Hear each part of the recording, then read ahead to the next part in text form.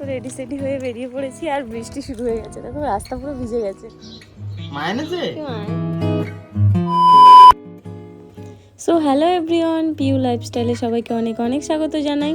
তো আজকে 29 তারিখ আর আমি দুপুরবেলা থেকে ব্লগটা স্টার্ট করছি এখন থেকেই। আর দুপুরবেলায় বসে বসে বড্ড গরম লাগে, ওর জন্য আমি ভাবলাম যে একটু নতুন কিছু খাওয়া যাক, ওই জন্য বোতলের মধ্যে একটু ছোলা আর এইসব কুলের ভুসি দিয়ে খাচ্ছিলাম।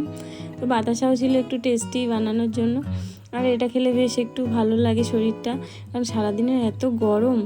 আর এই দেখো মেঘও করেছে, একটু একটু বাইরে এসেছি, দেখো এক্ষুনি মনে হচ্ছে বৃষ্টি চলে আসবে।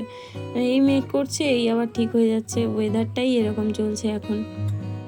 আর কার কোন কাল বেশি ভালো লাগে জানি না, আমার বর্ষাকালটা বেশ লাগে, কারণ সব দিকটা কেমন যেন একটু নতুন নতুন লাগে, সবটা ধুয়ে পরিষ্কার হয়ে যায়। তো তারপরে আমি বল্টুদের বাড়ি যাচ্ছি এখন বল্টুর সাথে একটু খেলা করব, আর তারপরে আবার দোকানে ব্যাগ। তো চলো বল্টু কী করছে দেখে নিই।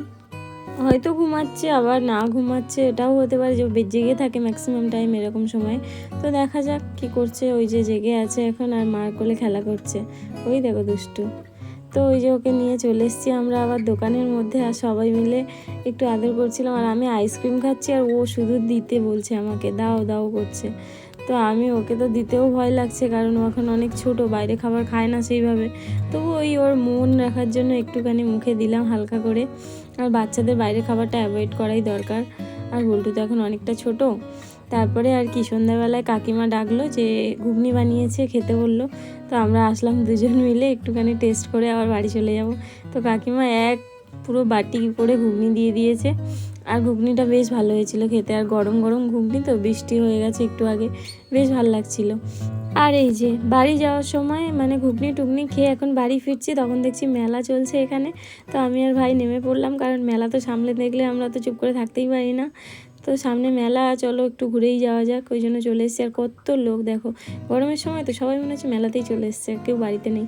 আর আমার মেন টার্গেট থাকে এই যে কানের দুল, তো আমি ভাইকে প্রমিস করেছি আমি একটাও দুল কিনবো না, তাও আসলাম দেখলাম। আর এই দেখো বাড়িতে এসে দেখছি একে কে ছেড়ে দিয়ে গেছে আমাদের বাড়িতে, মানে বাড়ির বাইরে ছেড়ে গেছে। তো আমাদের বাড়িতে বিড়ালের অভাব ছিল, সব রকম পশু পাখি প্রায় আছে।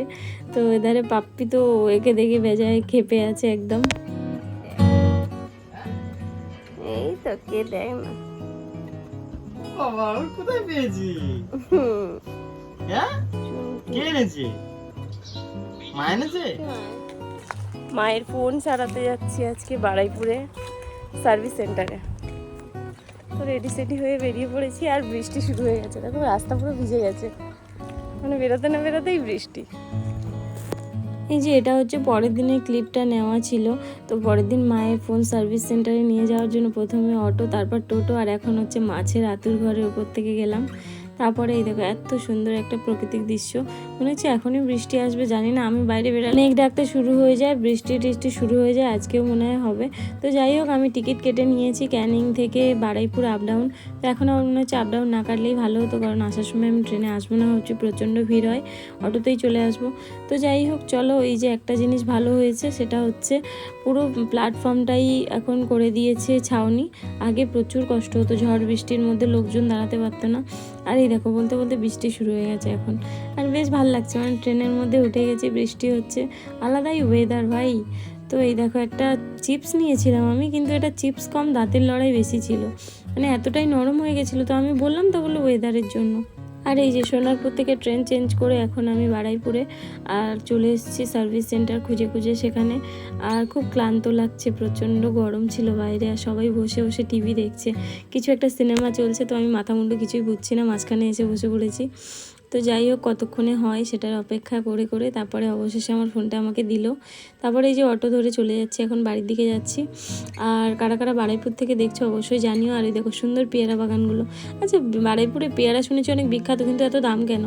মানে এত কাছাকাছি আমি ক্যানিং থাকি, তাই পেয়ারার ধারে বাড়ি যাওয়া যায় না, প্রচণ্ড দাম, জানি না কেন এত পেয়ারা হয়, তবুও এত কেন দাম পেয়ারা। আর এখন আমি পাইকারি মার্কেটে এসেছি কিছু জিনিস নেওয়ার জন্য, কিন্তু এসে শুনছি আবার এখানে পুজো হয়েছে এনাদের বাড়িতে। তো সারাদিন এমনি খাওয়া দাওয়া হয়নি, উপোস আছে, মানে আজকে নিরামিষ, তো ওই জন্য কোথাও খাইনি বাইরে। কি আছে না আছে সব জায়গায় তো নিরামিষ পাওয়া যায় না, ওই জন্য কাকুটা খুব জোর করছিল, ওই জন্য ওদের বাড়িতে এখন খাওয়া দাওয়া করতে যাচ্ছি। মানে ওখানে আজকে অন্নভোগের ব্যবস্থা আছে। তো চলো দেখা যাক। এই দেখো এর মধ্যে গরু আছে, মানে এটা ক্যানিং একটা গলির মধ্যে কোনো জায়গা নেই, তবু ছোট্ট একটা জায়গা করে গরু রাখা আছে। আর এই যে আমরা চলে এসেছি এখন কাকুদের বাড়িতে। আর এই যে হচ্ছে অনেক ছোট ছোট গোপাল আছে, গৌরনিতাই আছে, অনেক কিছু আছে। তারপর আমরা বসে পড়লাম খাওয়া দাওয়া করতে। আমরা বলতে ওই দোকানে কিছু স্টাফ তারাও এসেছে আমার সাথে। তো আমরা একসাথে আমি নিচে বসেছি আর ওরা ওপরে। তো আমাকে বলছিল চেয়ার টেবিলে বসতে, আমি বললাম না, অন্য ভোগ আমি নিচে বসেই খাবো। ওই জন্য আমি নিচের তলাতে একটা ঘরেই বসে পড়েছিলাম। আর পুরো নিরামিষ, খুব টেস্টি ছিল প্রত্যেকটা খাবার। মানে নিরামিষে যে এত রকম পদ হয় আর এত টেস্টি হয় আমি জানতাম না। তো ওরা অনেক লেট করে আসছিল বলে আমি একা একাই চলে আসলাম। আর আস্তে আস্তে দেখছি আমাদের ক্যানিংয়েই এত সুন্দর একটা মন্দির আছে, আমি এতদিন জানতামই না এই মন্দিরটার কথা। তো মন্দিরটা দেখে আমি তো আর থাকতে পারলাম না, ভিতরে একটু চলে গেলাম। আর এই যে প্রণামী বক্সে একটুখানি প্রণাম করে নিলাম একটু টাকা দিয়ে। তারপর একটু ঘুরে ঘাড়ে দেখলাম মন্দিরটা, কিছুক্ষণ ছিলাম আমি মন্দিরের ওখানে, সবটা একটু দেখলাম। মানে এত কাছাকাছি থাকি, এত বড় একটা মন্দির আছে, হরি মন্দির এটা, তো আমি সেটা জানতামই না। তো তারপরে এখানে কিছুক্ষণ ঘোরাঘুরি করে আবার আমাকে যেহেতু অনেক জিনিসপত্র নিতে হবে, তো তাড়াতাড়ি ব্যাক করতে হবে, ওই জন্য বেরিয়ে যাচ্ছি এখন। আর আমি ঘুরতে একটু ভালোবাসি, তাই জন্য কেউ না হলেও আমি একা একাই ঘুরে বেড়াই। আর এই দেখো গরমে হালাতে এরকম হয়ে গেছে। তো যাই হোক, আমার ভিডিও যদি তোমাদের ভালো লাগে তাহলে অবশ্যই লাইক, কমেন্ট অ্যান্ড সাবস্ক্রাইব করো চ্যানেলটাকে। তো দেখা হবে পরের ভিডিওতে, টাটা।